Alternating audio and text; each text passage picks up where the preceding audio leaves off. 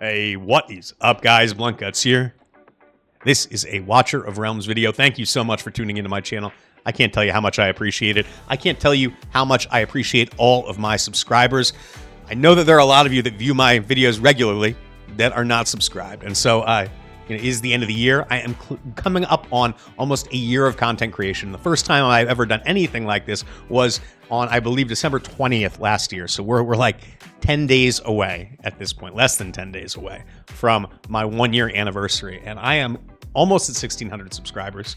My goal, not from the beginning, but once I hit 1K, was to hopefully hit 2K by the end of the year. Does not seem like that's likely, but I do know that about 60% of the people that view my videos are not actually subscribed to my channel. So if you are one of those 60%, if you do enjoy my content, toss me a sub. I would really appreciate it. Really make my year.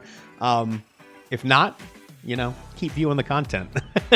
However you want to support me, I certainly appreciate it. But let's get to the video here. I've got Uredin up on the screen. He is kind of a polarizing hero, right? He's on a rate-up banner this week, and that's why I'm doing this video, because we need to know whether or not he is worth pulling Awakenings for, right? And he is kind of overshadowed by this big fat man, both as far as stature, literally overshadowing him, as well as just by his more figurative stature in the game. Praetus is obviously the better hero between the two. He is the best hero, in my opinion, in the entire game. I think there's few people that would really disagree with that. There's just so many places where he is just at the top of the meta. And if you don't have him on your account, then you are just at a distinct disadvantage. So I'm super excited to hopefully have a shot at Praetus. I'm going to get 2 Lord Mercies actually in this weekend, so please do tune into that summoning video, as well as my Should You Summon video, which should be premiering later today. But here, I want to talk about Uredin, because he is no slouch either. And especially if you are a GVG player, he is somebody that you really want to get as much Awakenings on, or as many Awakenings, I should say, on as possible. He is the best non-Lord BP affiliation unit in the game. Unfortunately, if you aren't a GVG player, you probably do not care about Uredin, because he's just not very good anyplace else. He's pretty decent in the Conqueror Codex. He's okay in AoE Arena, but he's not really kind of top of the meta in either spot. So you don't really have a huge reason to pull for him. But again, if you are a GVG player, as far as attacking is concerned, he is one of the best heroes in the game. Getting Awakenings is going to directly increase his battle power. So today, what I want to do is take my A0 Uredin that I do have here on test. I'm going to use Soul Stones to awaken him. I am going to try to figure out how much BP we can expect to gain from each awakening, and hopefully that's going to reveal how many we should pull for. Is there a stopping point? Does he plateau at a certain point? Any of that stuff. But I'm going to put some values on it. Now, I think before we even get to the awakening, which I will do at the end of the video, I am going to kind of talk through how I managed to get almost 115,000 battle power on this A0 Uredin. It's very similar to the battle power that I'm able to get on the global servers on my main account. And the way that I did that is basically going gear piece by gear piece. Now, typically speaking, the biggest drivers of battle power that I've seen anyway are attack bonus and attack speed. So left side gear, it's pretty natural for me to want to use Warlord, because you get bonuses for equipping that set to both of those stats. So that's why I went the way that I did. And then all I really did from that point forward was I went through and I just clicked on every single one. And if you look in this corner up here, you can see where his battle power is displayed. My mouse is circling right now. You can see that this negative 862, that is how much battle power I would gain or lose in this case, if I did equip the piece that I did have selected. So I go through here, I can see all of these are negative numbers. I'm not getting any bonuses here. I can do the same thing with the chess pieces here. I'm going to go through all of these Warlord chests. Ooh, look at that. I can get an extra 100 battle power. Now he's at 114,857. Let's see if we got anything else. To make your life a little bit easier, you can just go through and use a filter to isolate the gear set that you are looking to get.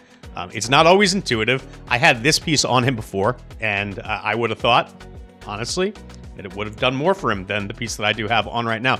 But you can see this one, the other one does have attack on it. There's no crit rate on it, but the game doesn't really care all that much about crit rate, right? Because him at 80% crit apparently can have more battle power than him at 100% crit. It's not about whether or not he is built correctly. It's whether or not he fits the formula for BP that Moontown has installed in the game. So now, as far as your right side gear, this is where it gets a little bit more complicated.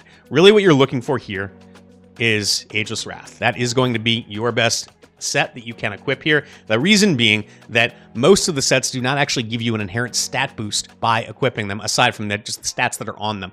Ageless Wrath is unique in that way. You are going to get 30% crit damage just by equipping a full set of Ageless Wrath. So there is an advantage there, basically. Now, it doesn't mean that it's going to be your best set of gear, right? Because ultimately, the gear that you do have on your account, you could have much better Soulbound Arcana pieces, for example, that are going to supersede or eclipse that 30% crit damage that you are getting from Ageless Wrath. But you'll have to go through and kind of play with that. One thing I will note, the game is going to take into account if you break a set bonus. So, like, for example, even if this piece that I have clicked right here of Soulbound Arcana was way better, it doesn't seem like it is based on first glance, but even if it was way better than the piece that I do have equipped right now, it's still going to account for the fact that I'm going to lose 30% crit damage on this. So you're going to have to kind of consider all of these things. So that's how I got him to 115k BP at A0. Let's go take a look at how much BP he's going to gain going from A0 all the way up to A5. So you can see my massive stack of 840 legendary soulstones right here.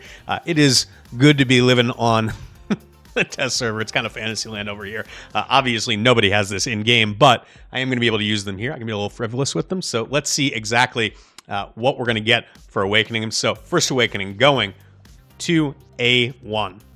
He is now at 116,553. That means he gained 1,696 battle power. Good God. Nice bump there. That's certainly going to help out with affiliations. Let's take a look at A2. Another soul stone in. Toss her in. Let's see. He is now at 117,718 battle power at A2. That is an increase of 1,165 battle power. A little less, truth be told. I thought that getting the extra attack at A2 would actually end up being a bigger boost because he was getting flat stats on it. Not the case, apparently. It's not how the game calculates it.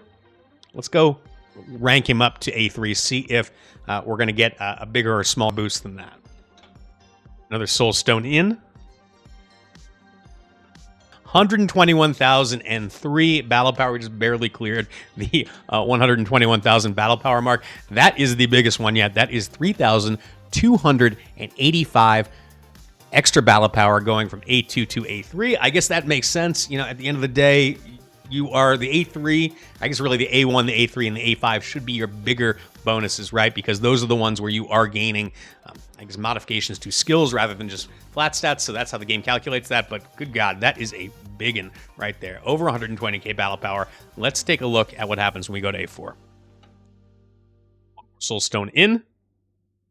I've only got 836 left now. What am I going to do? Okay, this one was smaller again. 122,275.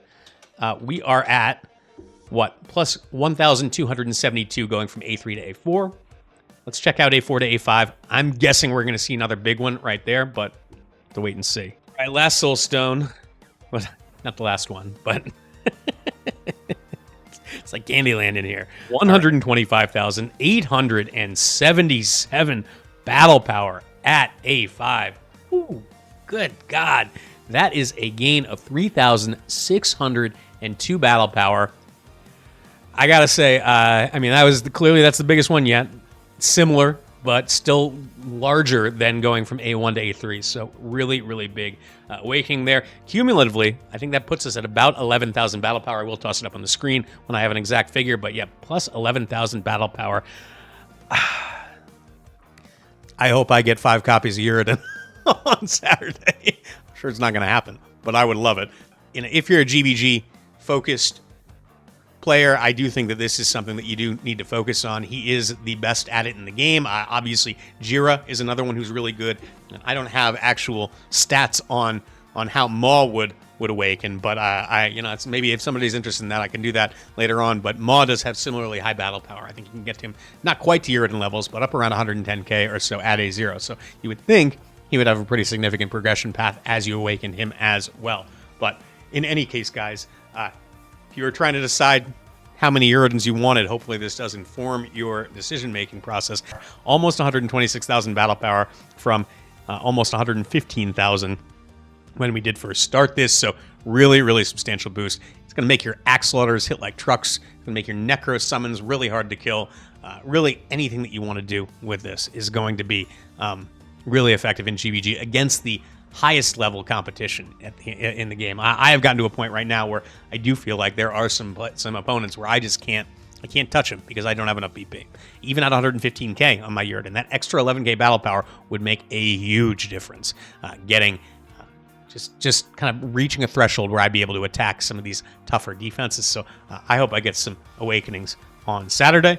In any case, guys, please do like and subscribe. Like I said at the beginning of the video, it would really mean a lot to me. Appreciate you all tuning in. I will catch you all next time.